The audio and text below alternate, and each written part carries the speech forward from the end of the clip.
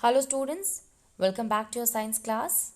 So students, in the previous class we had completed with the chapter and that is fundamental unit of life, and there we have seen uh, cell, that is the fundamental unit, the structural and basic unit of the living organism of life, that is cell. And we have also understood that what are the different parts of the cells are there. So basically cell is what it is composed of a of cytoplasm, nucleus and plasma membrane. These are the three things which is basically present in all the different types of a organism. Now, cell is also classified into different types, like if the organism is consisting of a one type of one cell, that is called as a unicellular. If more than one type of a cell, then it is multicellular. And we have also understood that in case of if the nucleus is not developed, then we will call it as a prokaryon, and the nucleus if developed, then it is called as eukaryon. Then the different cell organelles and their function also, like mitochondria, Golgi apparatus, ribosome is there, lysosome is there, endoplasmic reticulum is there, and vacuole is there, nucleus is there. These all plays a really very important role in the formation of the cell. Now let us move on and just see that of the tissues. Now see here, what is in the tissue? From the last chapter, we have recalled that all the living organisms are made up of a cell, and unicellular organism, a single cell, perform all the basic function. So basically, in case of a unicellular organism, everything is performed by the single cell. But in case of a multicellular, there is a division of labor, and ultimately it helps in performing all the basic function. Now, a lot of our functions will be specialized to carry out, and each specialized function is taken up by the group of a cell. Since these cells carry out only a particular function, so they do it very efficiently. Obviously, if suppose the workload is less, if suppose a single cell is there, is have to perform a lot of a work, so the single cell will be not able to perform it. But if there are multiple cell are there, so all the cells are now, all the work is now are distributed, and because of the distribution of the work, there will be it will be easy to for the cell to work, because now the work is what it is less, so they will be able to do the work more efficiently. Like we can see here, in case of a human being, muscle cell is there which used to contract and relax. So it is responsible for causing movement. Nerve cell is there is to carry message. Blood flows to the transport oxygen, food, hormones and waste material and so on. So basically these are what? These all are the different types of the cell, and they all used to perform the different types of functions. So muscle cell is there, help in contracting and relaxing the movement. Nerve cell is there, is to carry the message. Blood flow is there, is to transport oxygen, food, even the hormones also, and waste material also. While in case of a plant cell, vascular tissues are there, students, and basically the role of the vascular tissue. Now see here, in our body there are a lot of tissues are there which used to help in the conduction of a lot of things, okay, material that is required for the cell.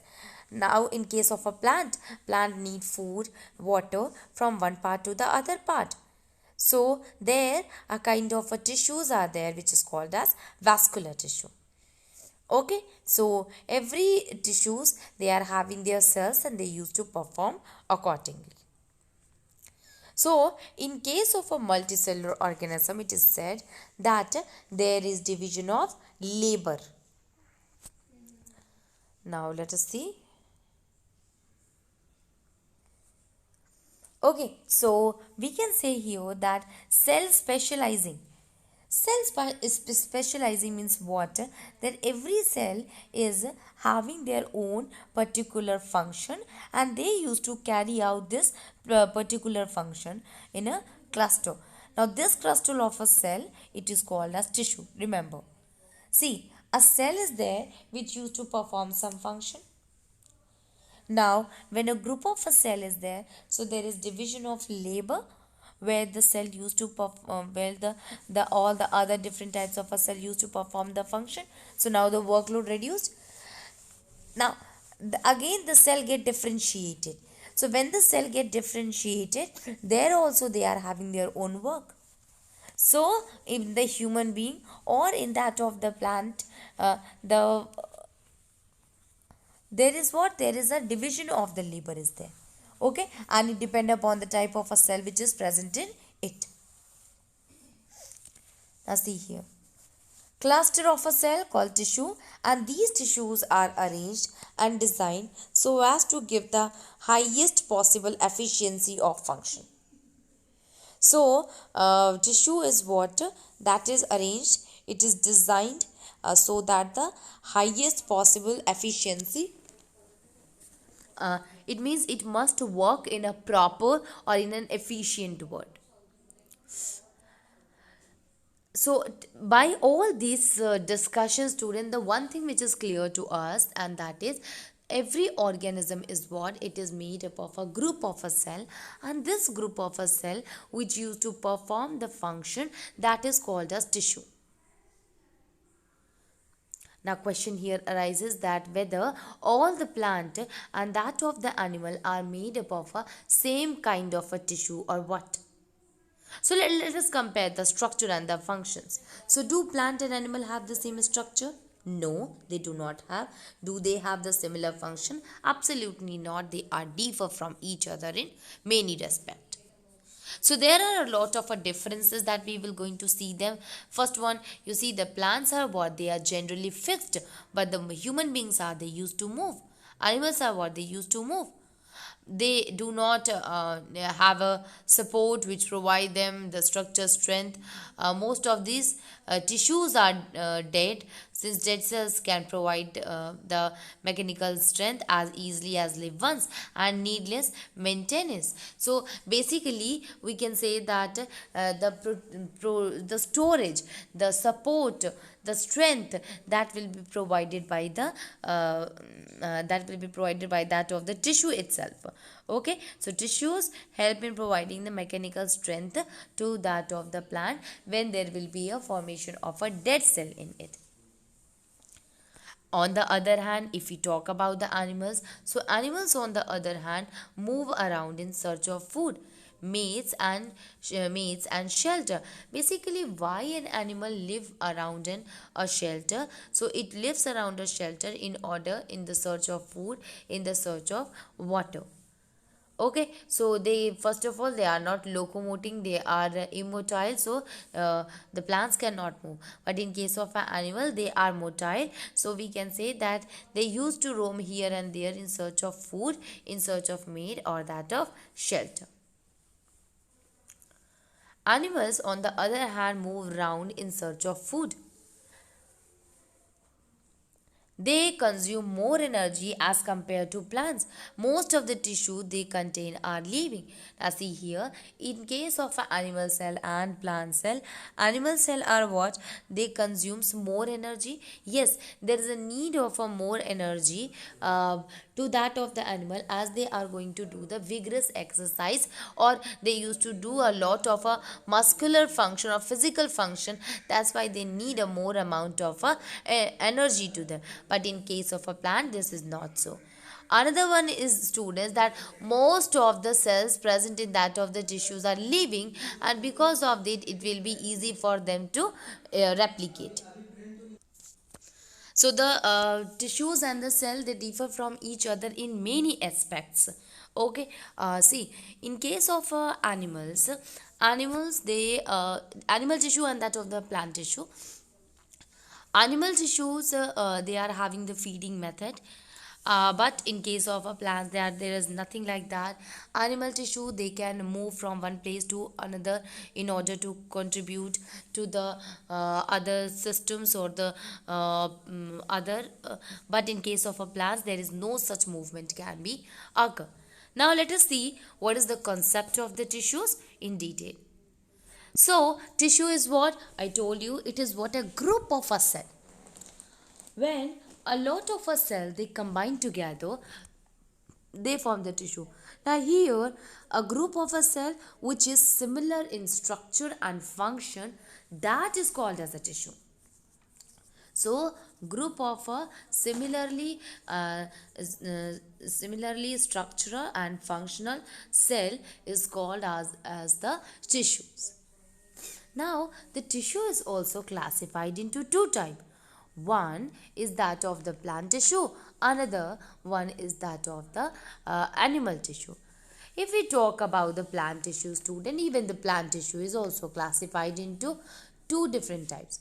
One is the meristematic, another one is the complex. Okay, so let us start with this.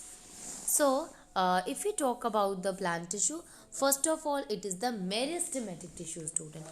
Meristematic tissue and the permanent tissue, which we also called as a complex permanent tissue. So in case of a complex permanent tissue, this will going to include the xylem and phloem, which is the main conducting tissues there.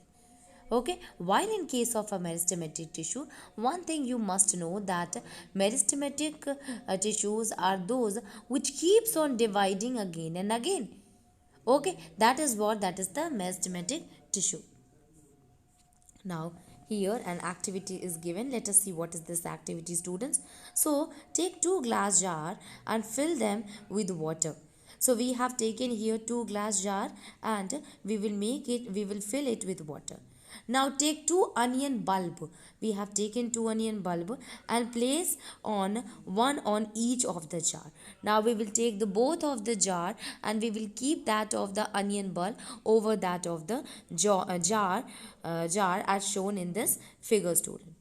Now this jar is what it is filled with the water. Remember one more thing, that we have taken the two jar and we will fill it with the water, and then we will going to keep an onion bulb in each of the jar. Now what do we observe? We observe the growth in both the bulb for few days. So basically the growth of the roots will be there in both of the bulb. After few days you will find that there is a growth of roots are there. Now measure the growth of a roots in both the bulb for few days and measure the length of the root on day 1, 2 and 3. On day 4, cut the root tip of the onion bulb in jar 2 by 1 centimeter, and after this observe the growth of the root in both the jar and measure their length in each day for 5 more days and record the observation in table. Now what you have to do? At first you have to take two jars. In these two jars you have to fill it with the water, and then you will add two onion bulb in it, and you will see that what will happen. What do you find? You will find that this onion bulb, when comes in a contact with the water, hair starts coming out of it, right? And when the hair starts coming out of it, then we can say that the onion bulb is now having the it is growing. After 2 to 3 days you will cut this onion hair for 1 centimeter, and then again keep it there in that of the water, and do this process for 2 to 3 times. Every after 5 days you will cut the onion bulb, the hair which is coming through that of the onion bulb, cut it for 1 centimeter. Okay, so this is how the growth of the root occur in the onion bulb. So what does this indicate? It indicates that the root tip is actually having a kind of a tissue that which, even though we are cutting it continuously, it is growing back. It means there is a kind of a tissue which keeps on dividing in that of the root tip, and such kind of a tissue is called as the meristematic tissue. Now the meristematic tissue is what which keeps on dividing, as well as here the thing that we have to understand, it is that it is localized. It is not present everywhere, but it is localized at certain place. So the growth of the plant occur only in certain specific region. Yes, there are certain specific regions are there where the growth of the plant occur easily, and it is because of the dividing tissues, and these dividing tissues are called as the meristematic tissue. So the dividing tissue is called as the meristematic tissue, and depending on the region where they are present, meristematic tissues are classified as apical, lateral and intercalary. Okay, so meristematic tissue are the ever dividing cells or ever dividing tissue, they are basically present, they are classified on the basis of their location, that is apical, intercalary and lateral meristem. If we start to understand that of the apical meristem, meaning of apical, the term came from the word that is apes or apices, it means above or top. So apical tissue is what, meristematic tissue is what, which is basically present at the root tip, or it is present at the at the shoot tip. Such kind of a meristem is called as the apical meristem. Okay. So meristematic, that it is because of that the roots, the plants, they keeps on moving or keeps on elongating. It is because of the apical meristem which is present in it. Second one, that is the lateral meristem. Lateral meristems are present at the side to that of the meristematic tissue. Okay, so they are basically the they are basically the intercalary. So the kind of a meristem which is present to that of the node or to that of the internode, such kind of a meristem is called as the intercalary meristem. Now see here, it is given. Apical meristem, it is present at the growing tip of the stem and the roots and increases the length of the stem and the root. The girth of the stem or the root increases due to lateral meristem. This is really important, that the width of that of the root, the width of the shoot, it increases due to that of the lateral meristems, and this lateral meristem we also give a name to it, that is called as cambium. So basically the apical meristem is what, present at the tip. The lateral meristem, it is present at the side, which help in increasing the girth, which help in increasing the width. An intercalary meristem is that meristem which is at the base of the leaves, are present at the base of the leaves or present at the internode on twigs. Okay, so apical meristems, intercalary and that of the lateral meristems are present at a different location. Now all the cells of this tissue, whether it is a meristematic one, it is what? It is very active, and they have very dense cytoplasm, they have very thin cellulosic wall and prominent nuclei. So the cell of the epithelial tissue are active, they are properly densed, and they are what? They are having the prominent nuclei.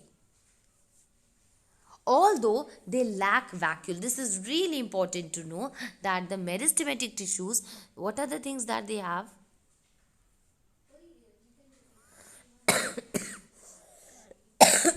Sorry.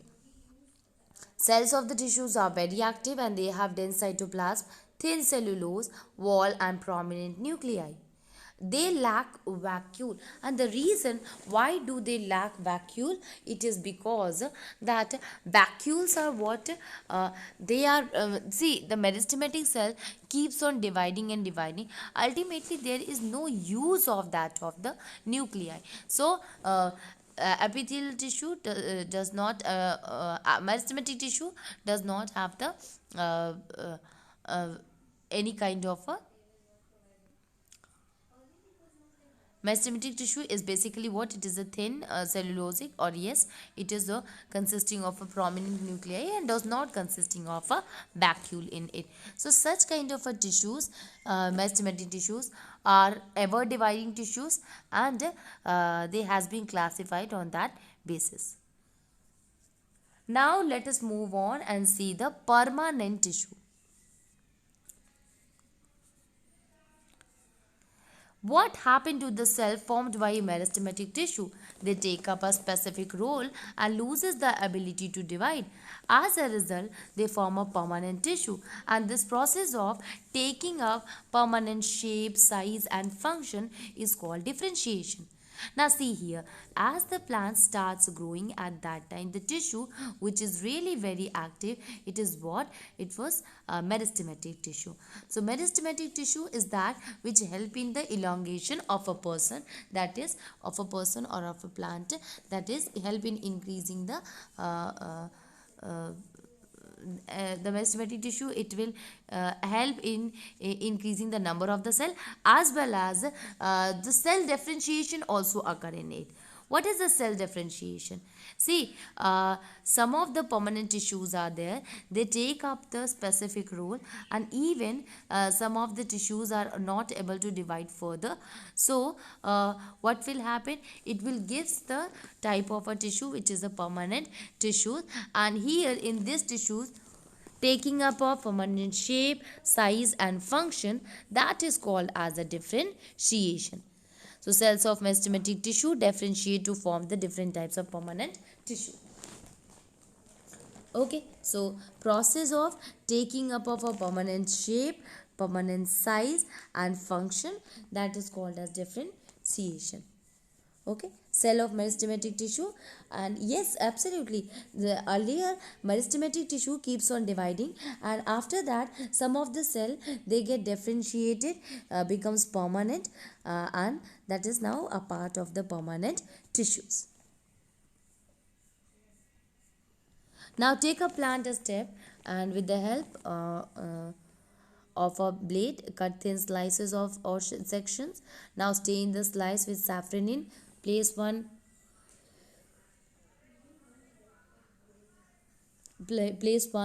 neatly cut section on a slide and put a drop of a glycerin so that we can see it properly. Now cover with cover slip and observe under microscope. Observe the various type of a cell and their arrangement. Compare it with this. Now answer the following on the basis of the observation. Are all cells similar in structure? No, not all the cells are similar in structure. Even we can see, take an example of the human being itself.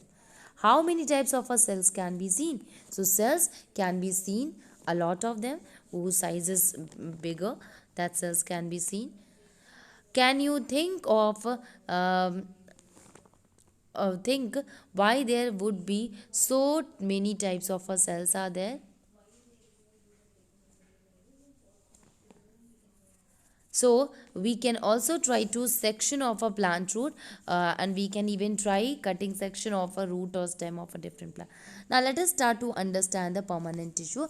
Now the permanent tissue is also divided into two different types. One is the simple permanent tissue, and another one is the complex permanent tissue.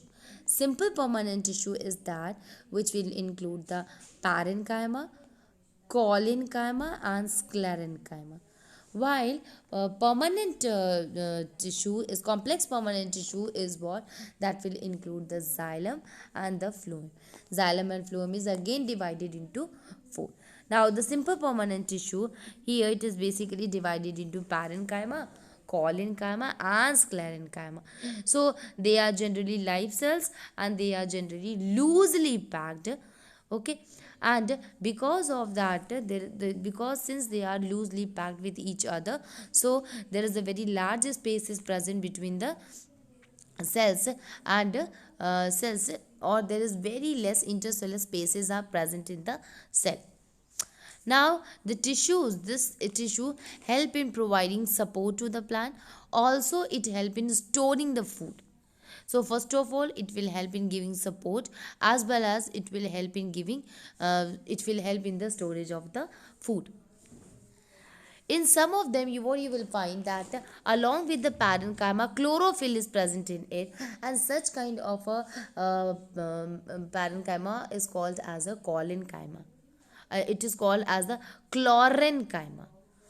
Okay. Similarly, in case of a hydrotic aquatic plant, so in case of a aquatic plant, the the in case of an aquatic plant, here also large air cavities are present, and due to which the buoyancy to the plants will going to help it to float. Okay, so such kind of a parenchyma where the in the liquid the plant is having ability to float, such as called as parenchyma.